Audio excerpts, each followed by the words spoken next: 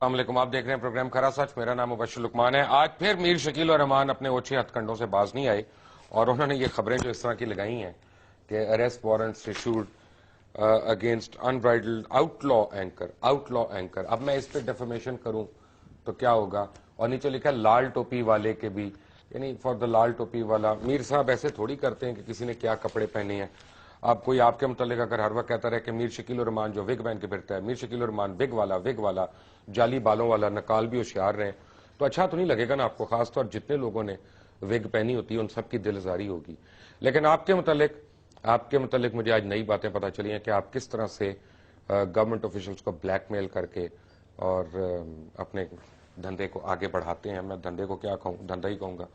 تو اس کو آگے بڑھاتے ہیں، اس کی ڈیٹیلز آج میرے پاس ہیں، یہ میں بتاؤں گا آپ کو. لیکن تھوڑی دیر آپ کو بھی آج پروگرام دیکھنا پڑے گا، خامخواہ میں دیکھنا پڑے گا، کیونکہ اب تو آپ ویٹ کریں گے جب تک میں آپ کو آپ کے متعلق نہیں بتاتا. اصولاً تو آپ کو پتہ ہونا چاہیے. بٹ اینی وے، میرے ساتھ آج میجر شہباز باجوہ اور فاروق ڈال، یہ دونوں یہاں پہ اسٹوڈیو سے موجود ہیں. اسلام آباد اسٹوڈیوز میں ہم اس وقت موجود ہیں.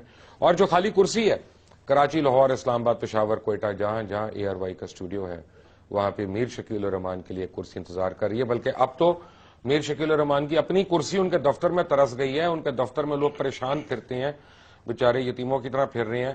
نہ ابراہیم ہے نہ شکیل ہے. بھائی کس سے ایڈوائز لیں؟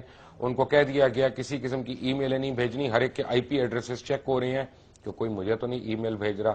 ہر ایک کی ٹیلی فون لاگز جو ہیں وہ چیک ہو رہے ہیں.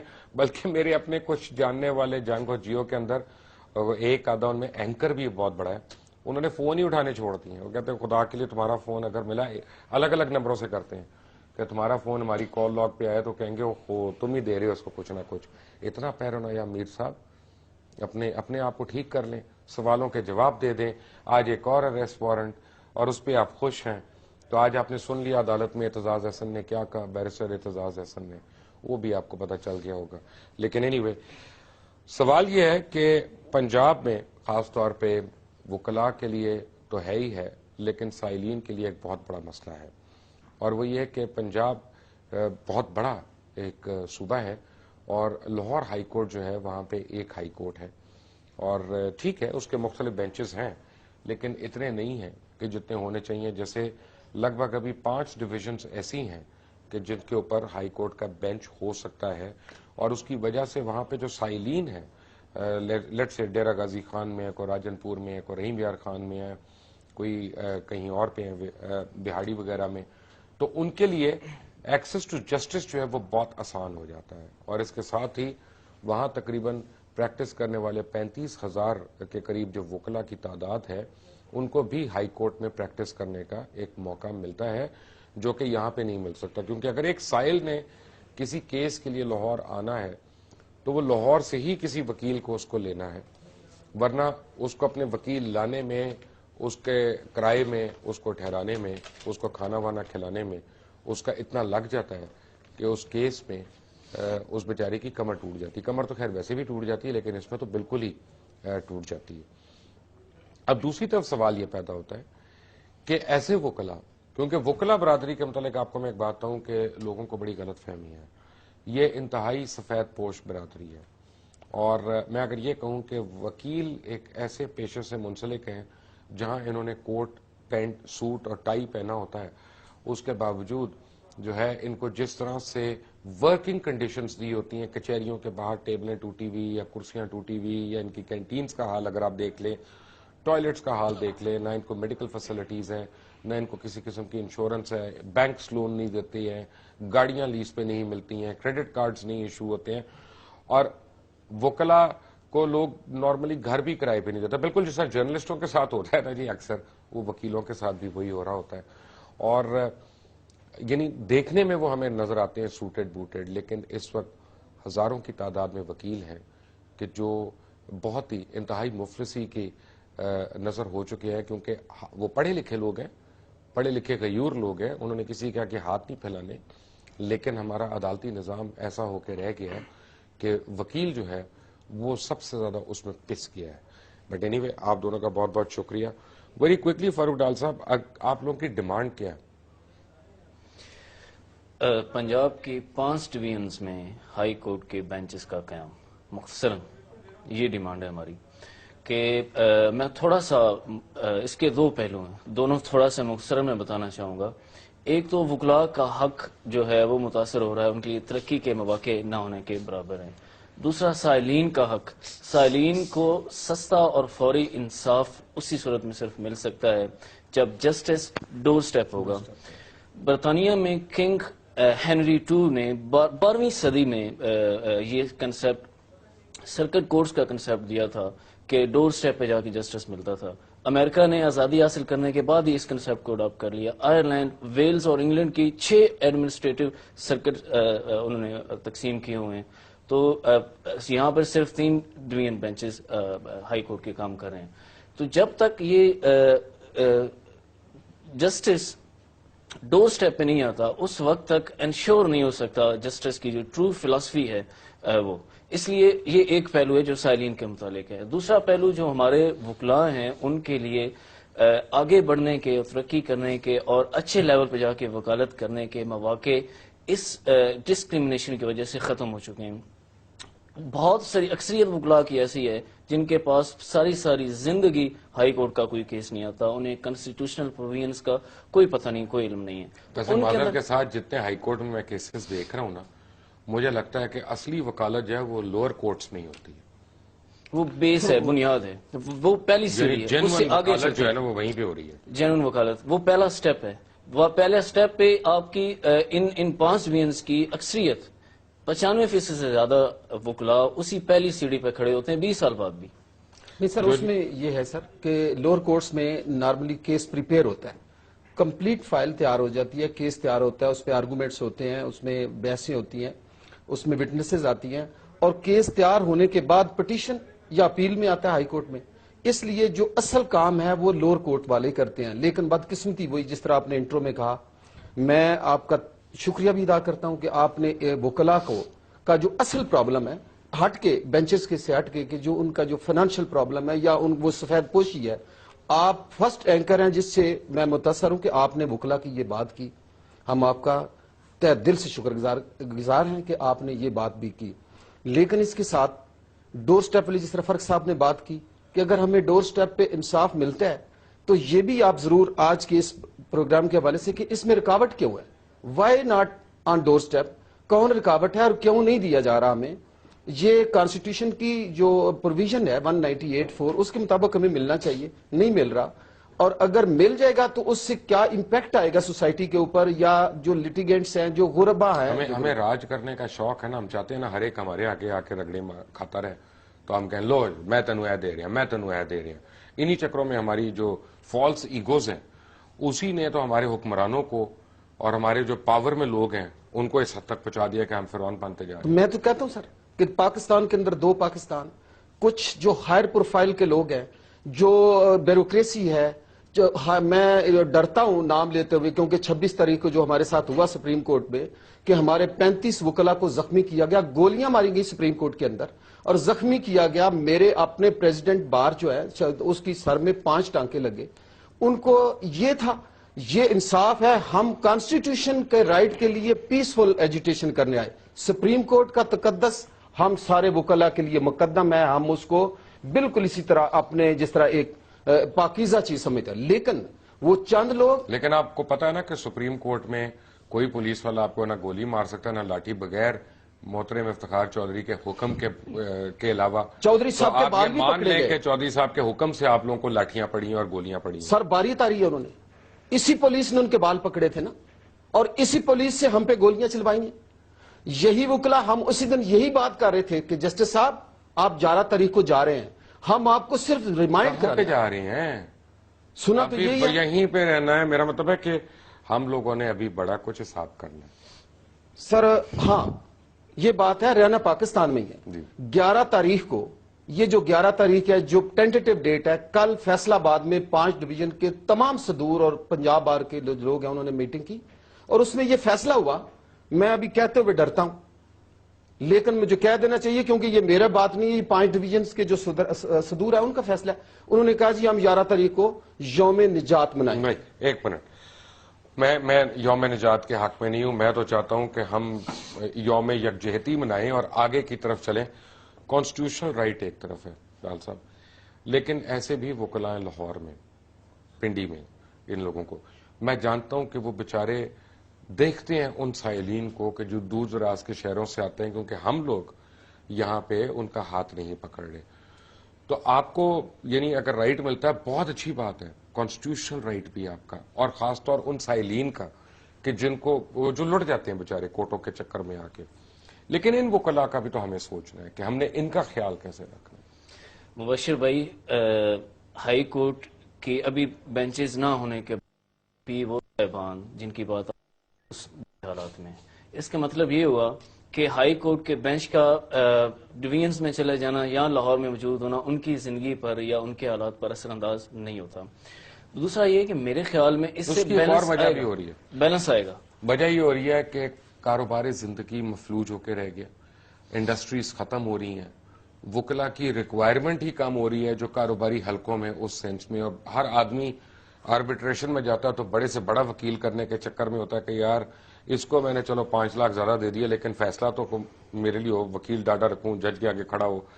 तो पूरा सिस्टम आपका जो है वो उस जज के आगे खड़े होने पे इवॉल्व कर रहा है, केस पे नहीं इवॉल्व कर रहा। क्रिमिनल जस्टिस जो है ना सर जी, क्रिमिनल जस्टिस आपके, मैं ये नतीजा खस करता हूं कि हमारी ख्वाहिश बहुत सारे वकीलों की यह है कि इस सोसाइटी में पीस आए, कम क्राइम्स हो। लेकिन साथ ही बात जो आपकी है कि जी हमारी फाइनेंशियल जो है वो हमारे ऊपर वो हम ऐसा क्यों नहीं, मुझे एक बात बताएं सर, हर बार पे करोड़ों रुपया हर साल आता है, ठीक है ना, वो जाता कहाँ है?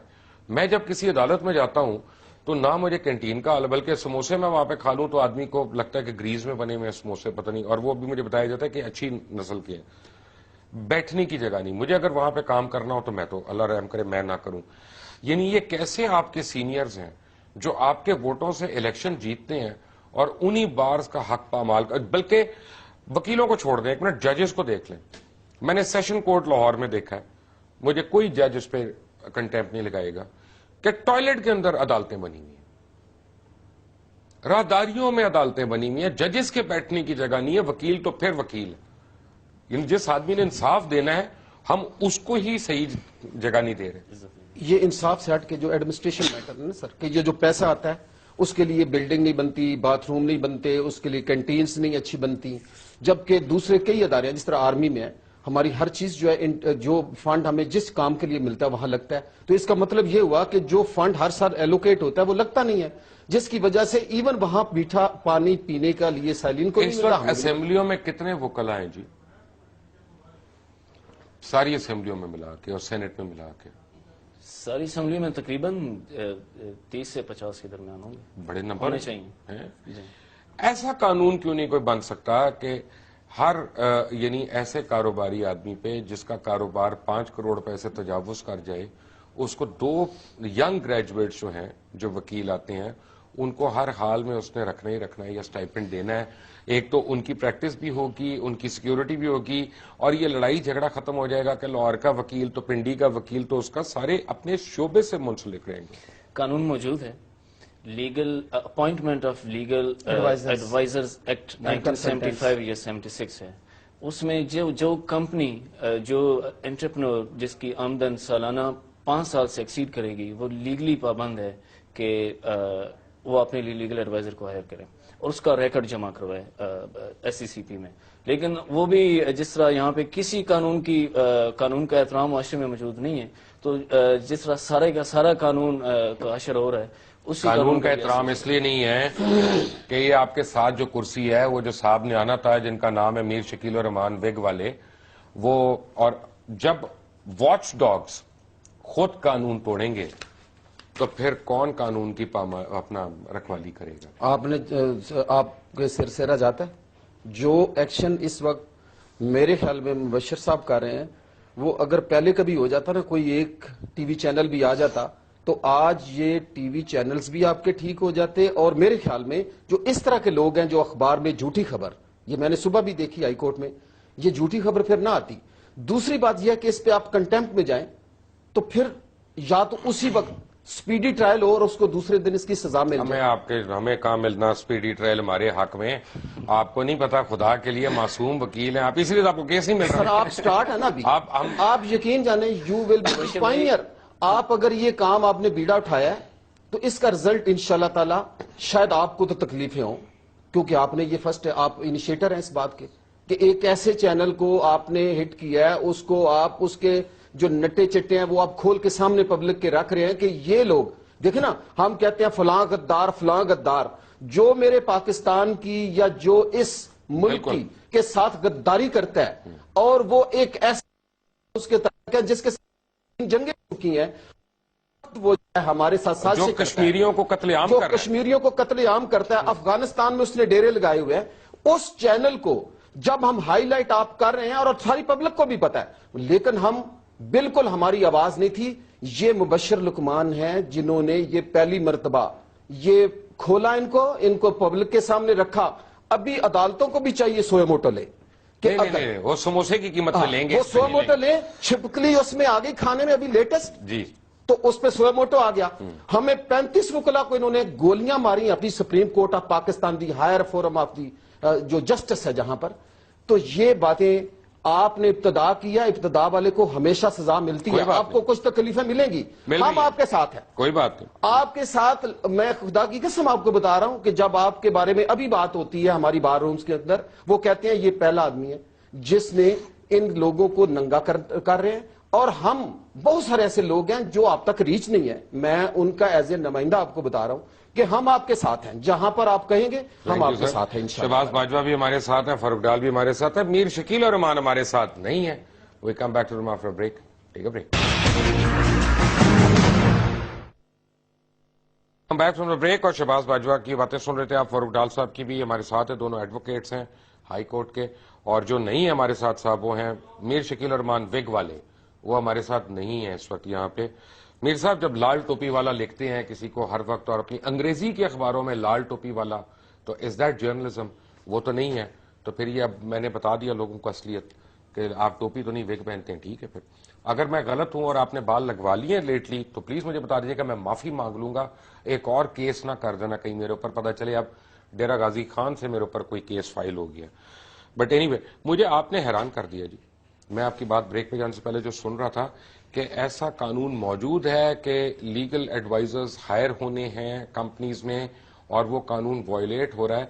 अगर आप और हम यानी एज अ नेटवर्क मिलके इस कानून की इम्प्लीमेंटेशन का बेड़ा उठाएं तो ये ना सिर्फ होगा बल्कि इससे किसी वकील को किसी से कुछ मांगने की जरूरत नहीं पड़ेगी, ना किसी का चूल्हा ठंडा होगा। हम इस पे क्यों नहीं करते काम? हम अगर दो काम कर लें, एक तो इस कानून की इम्प्लीमेंटेशन, दूसरा जितनी मिनिस्ट्रीज हैं और जितने इदारे हैं गवर्नमेंट के नीचे वहाँ पे इंटर्नशिप प्रोग्राम्स, मसलन हर इदारे में एडवाइजर्स की जरूरत होती है, वो पैनल पे रखते हैं, पैनल की बजाय यंगस्टर्स को वहाँ पे इंटर्नशिप दी जाए और वहाँ पे उन्हें मंथली पे किया जाए। थोड़ी सी इस तरह की रिफॉर्म्स और भी आइडियाज हैं जिन पे इम्प्लीमेंट कर दिया जाए तो इस कम्युनिटी की एक भारी तादाद मुस्तकिल फिर वो बेहतर काम कर सकेंगे ना। अगर वकील घर से सुकून में होगा तो वो अपने क्लाइंट के लिए बेहतर कर सकेगा। हर बार हर रोज उसको ये नहीं सोचना कि आज मैंने इससे पैसे कैसे लेने हैं, यानी उसको ये तरीके नहीं करने पड़ेंगे।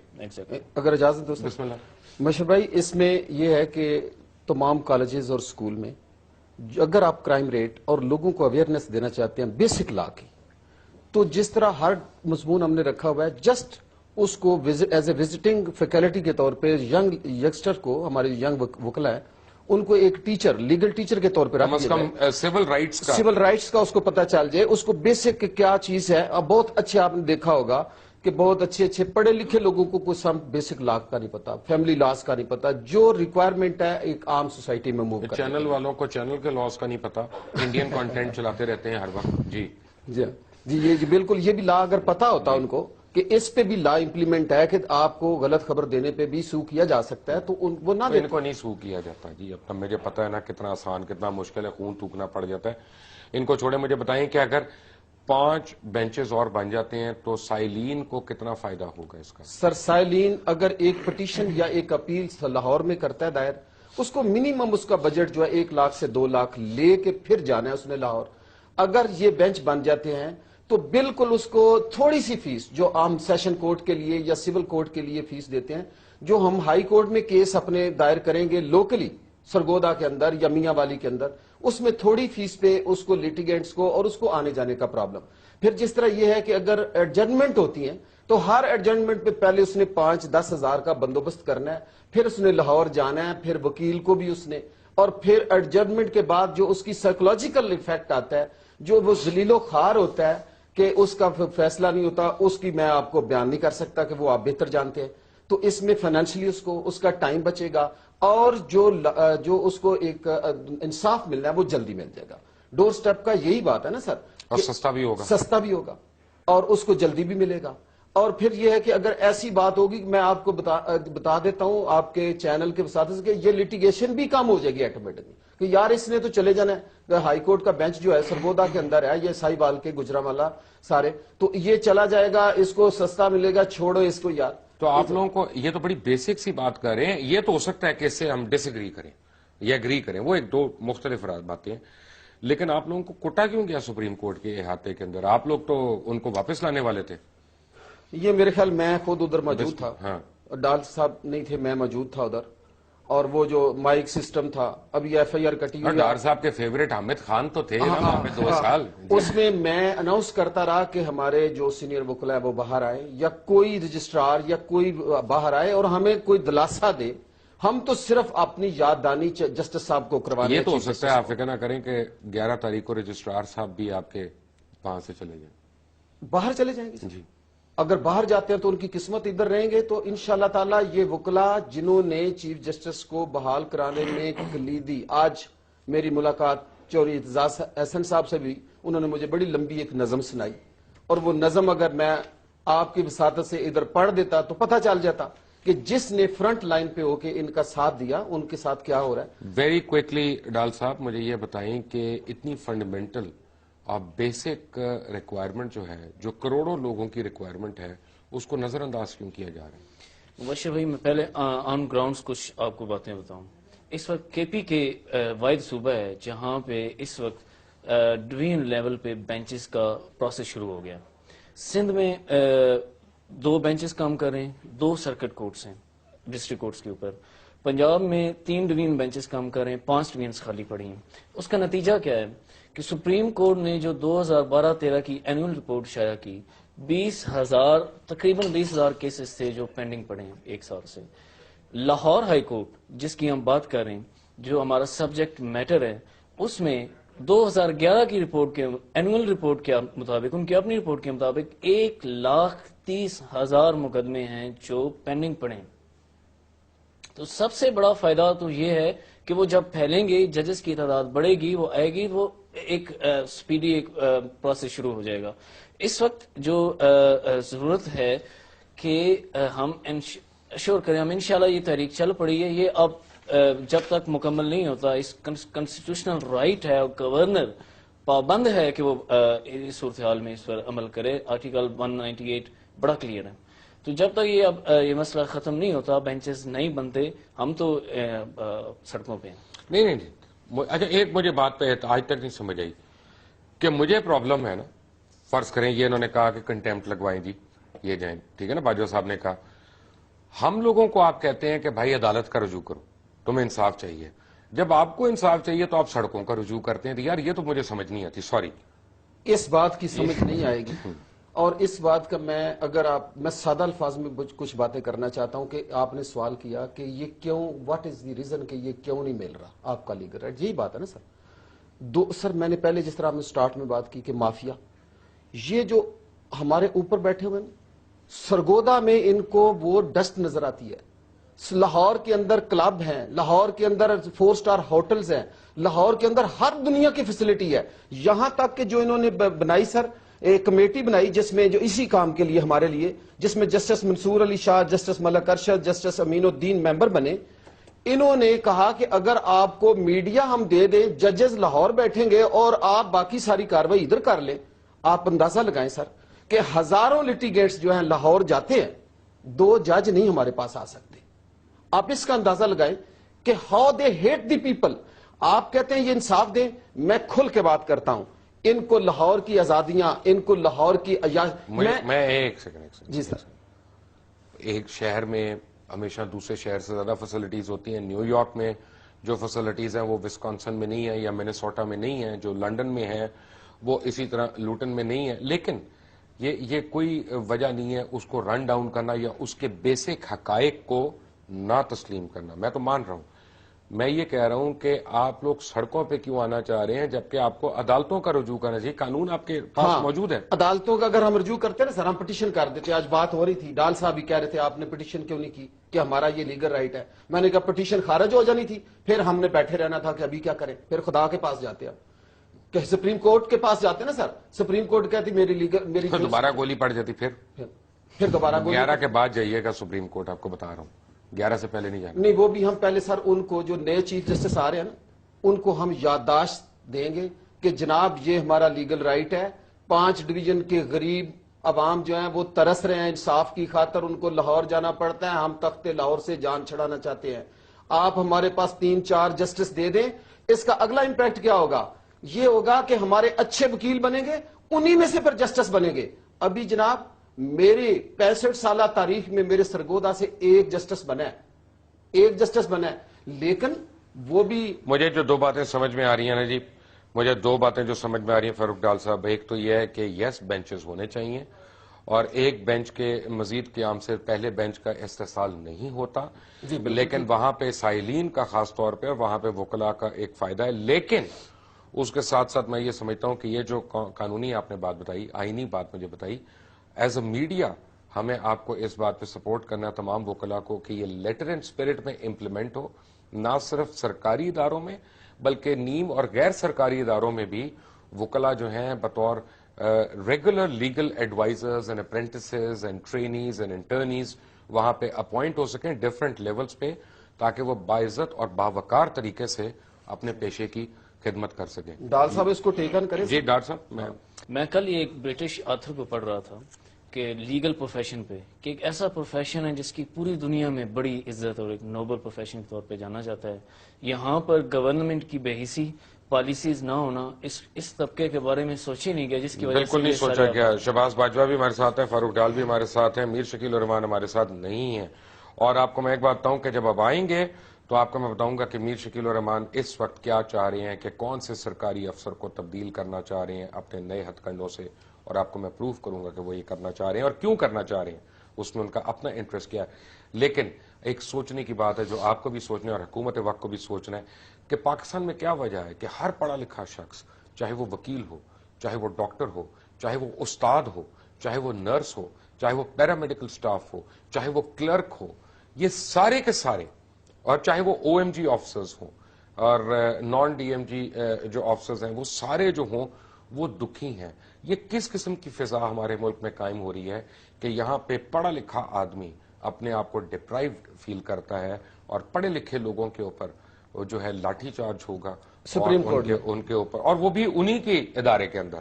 یعنی ایسی بات ہے کہ مجھے اے آر وائی کے ہیڈ آفس میں جاؤں اور میرے اوپر وہاں پہ خدا نخواستہ کوئی لاٹھی چارج ہو جائے، تو یہ بالکل ایسی بات ہے کہ سپریم کورٹ اگر کوئی وکیل جائے اور اس کو گولیاں پڑ جائیں وہاں پہ، تو this is a serious point of concern. کوئی وکیل ایسا نہیں ہے، میں یہ شرط لگا کے کہتا ہوں، کوئی جینون وکیل ایسا نہیں ہے کہ جس سے سپریم کورٹ کی بلڈنگ کو، عملے کو، یا اس کی کسی قسم کی املاک کو کسی قسم کا بھی خطرہ ہو. پھر ایسا کیوں ہوا؟ That's a point of concern.